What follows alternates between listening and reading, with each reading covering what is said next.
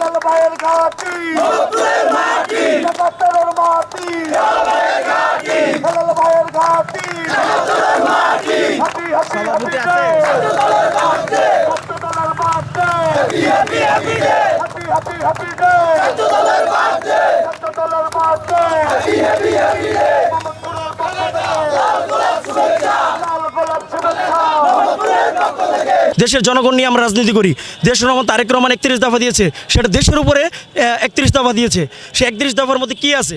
দেশ কিভাবে সংস্কার করা যায়, দেশ কিভাবে উন্নয়ন করা যায়। যেরকম আমাদের মেজর জিয়া রহমান খাল খনন করেছিলেন, সেটাও তো 31 দফার মধ্যে একটা অংশ। দেশ কিভাবে উন্নয়ন করা যায় সেটাও কিন্তু একটা অংশ। তো সেই ক্ষেত্রে আওয়ামী লীগ ভবিষ্যৎ নির্বাচন করবে কি করবে না সেটা জনগণ যাচাই করবে, সেটা আমাদের কাজ না। আমরা হচ্ছে গণতন্ত্র বিশ্বাসী। গণতন্ত্র বিশ্বাসী বলতে একটা জিনিসই বোঝায় যে আমরা সকলকে নিয়ে রাজনীতি করতে চাই, কিন্তু কোনো গুম, কোনো হত্যাকারী বা ফ্যাসিস্ট সরকারকে এ দেশের জনগণ চায় না। সেক্ষেত্রে আওয়ামী লীগ নির্বাচনে আসতে পারবে কি না বা দেশে রাজনীতি করতে পারবে কি না সেটা এদেশের জনগণ যাচাই করবে, সেটা বিএনপির কাজ না। তুরাগ থানা ছাত্রদলের সেক্রেটারি। আর আজকের দিনটা হচ্ছে মূলত আমাদের ছাত্রদলের প্রতিষ্ঠাবার্ষিকী। শহীদ প্রেসিডেন্ট জিয়াউর রহমান এই দিনে ছাত্রদলকে প্রতিষ্ঠিত করেছে এবং সেই উপলক্ষে আজকে হচ্ছে ছাত্রদলের জন্মদিন। আজকে আমরা মূলত ঢাকা মহানগর উত্তরের 26টি ইউনিট সংঘবদ্ধভাবে এবং একত্রিতভাবে সুসংগঠিতভাবে আমরা সবাই এই জিয়ার মাজারে এসেছি পুষ্প অর্পণ করার জন্য, এবং আমাদের অঙ্গ সংগঠনের নেতাকর্মী যারা আছে সবাই এসেছে। তো সকালে একটু শৈত্যপ্রবাহ এবং খুব শীত ছিল, তার সব কিছু উপেক্ষা করে সবাই এবং সুশৃঙ্খলভাবে সবাই পুষ্প অর্পণ করার জন্য মাজারে এবং সারিবদ্ধভাবে সুন্দরভাবে লাইন ধরে এসেছে। এবং আমরা প্রতি বছরই আমরা জিয়ার মাজারে আসি সব সময়। আপনারা জানেন অতীতের যে দিনগুলো ছিল খুবই অনাকাঙ্ক্ষিত দিনগুলো গেছে। খুব আমরা ঠিকমতো বাসায় থাকতে পারতাম না, যেখানেই থাকতাম, কিন্তু এই প্রতিষ্ঠাবার্ষিকী হলে আমরা যেখানেই থাকতাম, আমরা সবাই ছুটে চলে আসতাম, আমরা কখনো মিস করি নাই। এই জিয়া উদ্যানে এসেছি এবং সংবদ্ধভাবে সবাই প্রোগ্রামটা ইনশাল্লাহ সাকসেস করব। স্বৈরাচারী শেখ হাসিনা এখন পতন হয়েছে, এখন আমরা মুখ ফুটে কথা বলতে পারি।